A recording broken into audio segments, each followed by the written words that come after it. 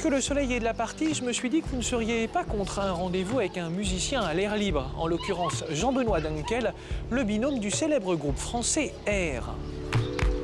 Si le groupe semble en sommeil, Jean-Benoît poursuit son exploration musicale. Il avait d'ailleurs sorti en 2006 un album solo intitulé Darkel. Eh bien, il renouvelle l'expérience aujourd'hui. Et ces mélodies nous font toujours naître autant d'images qui nous amènent ailleurs. L'occasion était donc rêvée pour savoir de quelle manière cinéma et musique se rejoignent chez lui.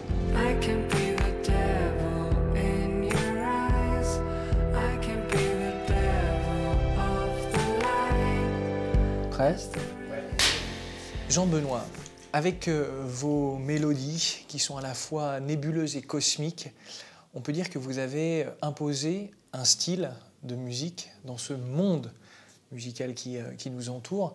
Ma première question, c'est celle-ci. Quel est pour vous le réalisateur qui a une esthétique et un style qui vous touchent? David Lynch.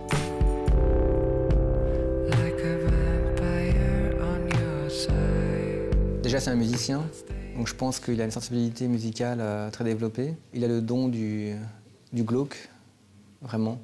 C'est-à-dire qu'il arrive, je trouve, vraiment à développer des imageries et des sons, des textures qui sont vraiment, qui vont chercher très profondément en soi, psychologiquement très profondément, pour générer un espèce de malaise ou de profondeur sentimentale. C'est ça le glauque dont vous parlez? Ouais. Jean-Benoît, c'est tout ce qui déshumanise la création. Et c'est ce qui fait que quand on écoute votre nouveau disque, Darkel, moi j'y retrouve une certaine mélancolie, ce bonheur d'être triste. Ouais. La mélancolie, c'est d'être, de se sentir bien en étant triste. Est-ce que le cinéma, vous l'aimez quand il exprime ce sentiment-là? Pas forcément, hein. J'adore les films avec De Funès ou des trucs comme ça. Ah bon, très bien. J'aime De Funès, ouais. Mais je pense que les artistes sont le contraire de ce qu'ils font. Par exemple, si vous rencontrez Iggy Pop, il va être relativement sage et calme et intéressant et posé. Et par contre, vous pouvez rencontrer quelqu'un qui fait de la musique très lente et très posée, et puis finalement, en fait, il est totalement excité. Et parce que je pense que les œuvres, en fait, sont médicinales à la base. Elles sont faites par des artistes qui veulent se soigner.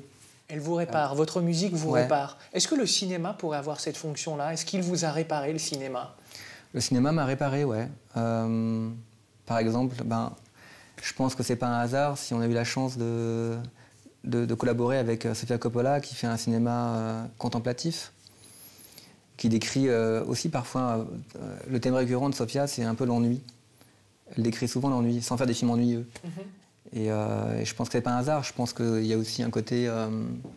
voilà, notre musique, elle a été faite pour la contemplation, pour le lâcher prise, et pour se placer dans ces moments de cinéma nécessaires où justement l'esprit se repose. Parce que finalement, regarder un film, c'est épuisant. Il y a le script, il y a les acteurs à suivre, il y a cette lumière qui vous arrive dans les yeux.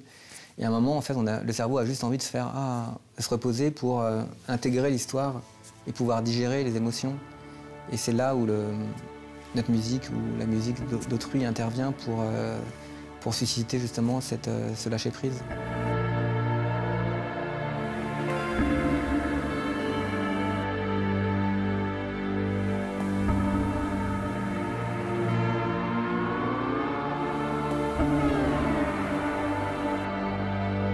Vous avez composé quelques BO.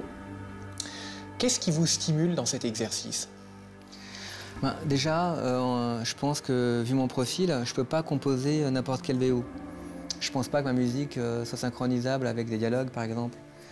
Elle doit correspondre à un moment, à ce moment de lâcher-prise où, justement, il y a des grands espaces, où il y a une réflexion, ou un passage vide, sans intervenant, où on digère un peu le film. Et j'ai besoin de ça pour être inspiré. Finalement, quand on est occupé à regarder une image, il faut que la musique ne soit pas trop dense, qu'il n'y ait pas trop d'informations pour gêner en fait cette attention. Et donc c'est pour ça, par exemple, que parfois, dans la musique de film, il y a des techniques. Effectivement, s'il y a une chanson avec une batterie, des percussions et des harmonies lourdes, ça va générer beaucoup trop d'informations pour pouvoir laisser le cerveau en fait rêver. Je pense que même aussi certaines harmonies et certaines mélodies en fait appuient sur le bouton émotionnel mystérieux du cœur qui fait que ça déclenche une rêverie. Et la rêverie en fait c'est la place aux images.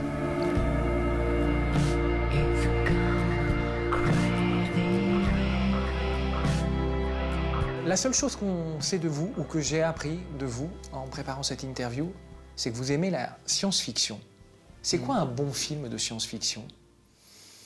Le style que je préfère, c'est quand la science-fiction est horrible. Donc par exemple, comme ce film de John Carpenter que j'adore, qui s'appelle The Thing, qui est vraiment très difficile à regarder, tellement c'est atroce, quoi. Je trouve ça vraiment abominable. Et j'adore ce genre de choses, ouais. Vous aimez cette science-fiction qui vous donne à voir ce que sera le monde dans 50, dans 2000 ans, Blade Runner, je pense à ça par exemple. Est-ce que vous aimez ça? Ouais, vous pensez plutôt à la science-fiction d'anticipation. Voilà. Bah, je trouve ça passionnant. Il y a un livre de Jacques Attali qui s'appelle Une brève histoire de l'avenir, qui est vraiment un roman d'anticipation et qui est incroyable parce que, en fait, pour savoir ce qu'il y a dans le futur, il faut aussi analyser le passé et dégager en fait les lois invariantes. Et la science-fiction, elle marche quand justement il y a ce travail qui est fait en amont. Il y a une photo de vous qui circule où vous êtes un peu en cyborg. Et je me suis dit, tiens, il y a un côté Asimov, il y a un côté iRobot. Ça, honnêtement, c'est inspiré un peu de cette série que j'adore qui s'appelle Real Humans, qui est géniale. Et en faisant des DJ sets en Suède, j'ai rencontré un des acteurs qui est aussi réalisateur de cette série. Et je trouve ça formidable, en fait, ce côté, plutôt d'avoir un ordinateur chez soi, de se faire livrer un faux humain. Tu vois, un faux humain, un robot cyborg qui réagit à peu près comme un humain et ça va forcément se passer, ça. Ça va arriver. Pour moi, la série, c'est vraiment le genre de notre époque. Je pense que, en fait, ce qui est formidable, c'est que les gens ont besoin d'un suivi. Un peu, lorsqu'on tous les soirs, on regarde, on lit un bouquin, on a envie de retrouver ses personnages favoris.